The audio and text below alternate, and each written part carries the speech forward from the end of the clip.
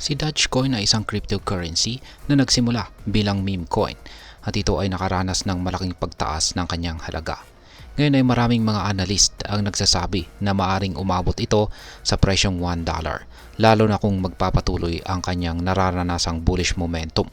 At ayan po ang siyang ating pag-uusapan sa video na ito. Pero bago po tayo magpatuloy, ay nais ko lamang po munang bigyang linaw ang aking disclaimer kung saan ang nilalaman po ng video na ito ay hindi po ito isang financial advice.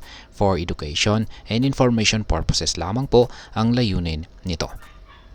Ngayon, ang unang tanong ay ano ang Dogecoin at bakit ito sumisikat? Si Dogecoin ay isang uri po ng digital currency na nagsimula pa noong taong 2013 bilang isang joke o meme na may imahe ng Shiba Inu dog. Ito ay mabilis na naging popular o sikat dahil sa suporta ng mga online communities at ilang kilalang mga personalidad, lalong-lalo na si Ginoong Elon Musk. Ngayon ay paano nakakaapekto ang market trends sa Dogecoin? Kamakailan po ay si Dogecoin ay nakaranas po ng 24.80% na pagtaas sa loob ng isang linggo. Ayon sa mga traders, ang pagtaas na ito ay sanhi ng pagtaas ng market momentum. Ang presyo ni Dogecoin ay umabot po sa presyong 0.13 or 13 cents at maraming analyst ang nagpipredict na aabot ito sa $1 kung magpapatuloy ang market trends. Ngayon ay ano nga ba ang papel ni Ginoong Elon Musk sa pagtaas ng presyo ni Dogecoin? Yan, si Ginoong Elon Musk ay siya po ang CEO ng Tesla. Isa sa mga prominenteng tao na sumusuporta kay Dogecoin. Ang kanyang mga tweets at pampublikong pahayag tungkol sa cryptocurrency na ito ay nagkaroon ng malaking epekto sa presyo nito.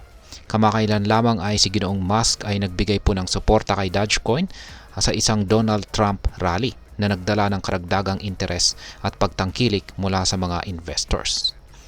Ngayon ay ano ang Golden Cross at bakit naman ito mahalaga? Ayan. Ang Golden Cross ay isa po itong technical chart pattern na nagpapahiwatig ng posibleng pagtaas ng presyo. Ayon po kay Ginoong Kevin, isang analyst, si Dogecoin ay makakaranas ng weekly Golden Cross na huling nangyari 4 na taon na ang nakakaraan. Ito ay nagpapahiwatig po ng posibleng pagtaas ng presyo nito sa hinaharap. Ngayon ay ano ang mga posibleng senaryo para kay Dogecoin?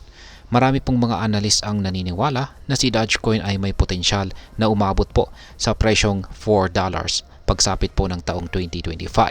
Base po yan sa historical price trends. Kung magpapatuloy ang bullish sentiments at endorsement tulad po ng ginagawa ni Ginoong Elon Musk, maaaring makita ng mga investors ang mas mataas na returns sa kanilang investments kay Dogecoin. Ngayon ay ano naman ang aking masasabi tungkol dito? Base po sa aking sariling opinyon ay si Dogecoin ay isang interesting na asset sa cryptocurrency market. Bagaman ay nagsimula ito bilang isang joke, napatunayan itong may kakayahan itong magdala ng significant gains sa mga investors.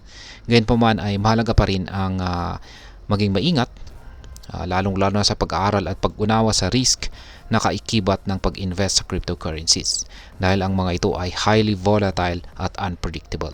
Ang patuloy po na suporta mula sa mga influential figures tulad ni Ginoong Elon Musk ay maaaring magdala ng positibong epekto sa presyo ni Dogecoin. Subalit, mahalagang tandaan na ang bawat investment ay may kaakibat na risk, kaya't laging maging mapanuri at mag-research bago mag-invest.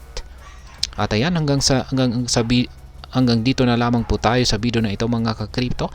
Sana po ay inyong nagustuhan ang aking paliwanag sa video na ito.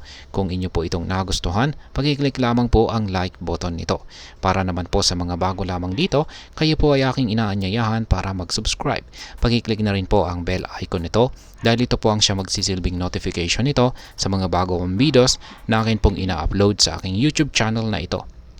Marami pong salamat sa panonood. Ingat po tayo lagi at God bless po sa ating lahat.